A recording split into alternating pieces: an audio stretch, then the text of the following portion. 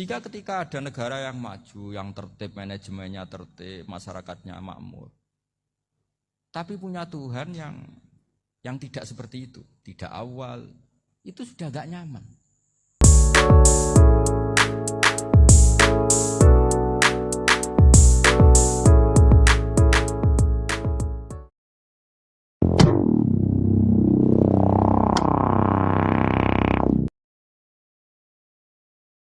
Kenapa orang Islam imannya kokoh seperti ini, termasuk yang sudah hidup di Amerika, di Australia, di mana-mana? Itu ya barokahnya ajaran atau barokahnya kalimah. Saya sebut kalimah saja pakai bahasa santri.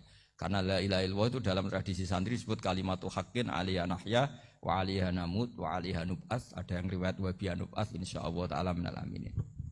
Kenapa mereka di mana-mana meskipun sekolah di Amerika, di Australia, bahkan di Uni Soviet tetap mukmin? Itu barokahnya ajaran yang benar. Allah itu siapa? Tuhan.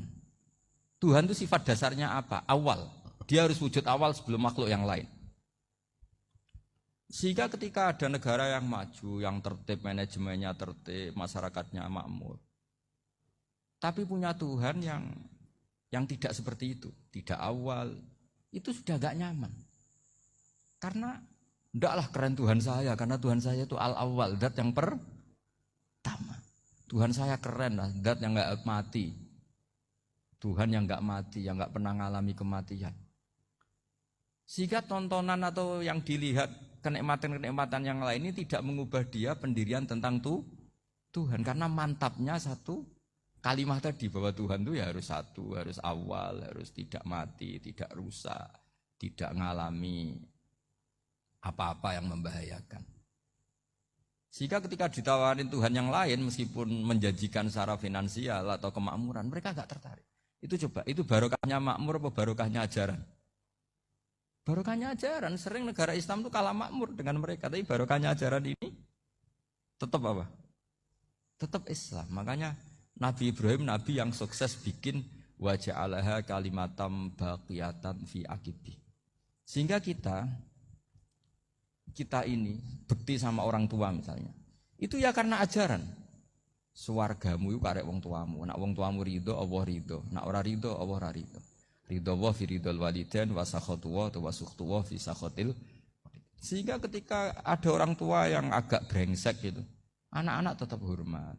Punya orang tua yang miskin, yang sudah miskin, tukang tombok nomor, banyak kan di kampung gitu. Ya tetap hormat.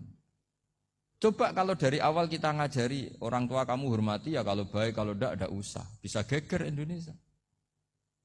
Tapi barokahnya ajaran-ajaran itu Indonesia tertib karena ada ajaran.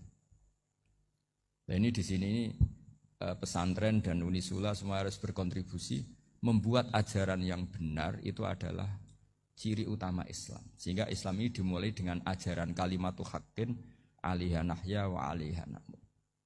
Sehingga kita tenang seperti ini. Saya ini termasuk kiai yang tenang. Meskipun kata orang banyak saya ini kiai besar, tapi termasuk kiai yang paling tenang. Termasuk yang paling tenang. Karena saya ini pakai mazhab orang-orang hebat. Saya berkali-kali cerita, orang kayak Imam Syafi'i itu orang yang luar biasa. Saya berkali-kali cerita, orang yang tadi nyium tangan kamu ya Imam Syafi'i, di belakang tuh ngerasani kamu, menghujat kamu. Jawabannya enak saja.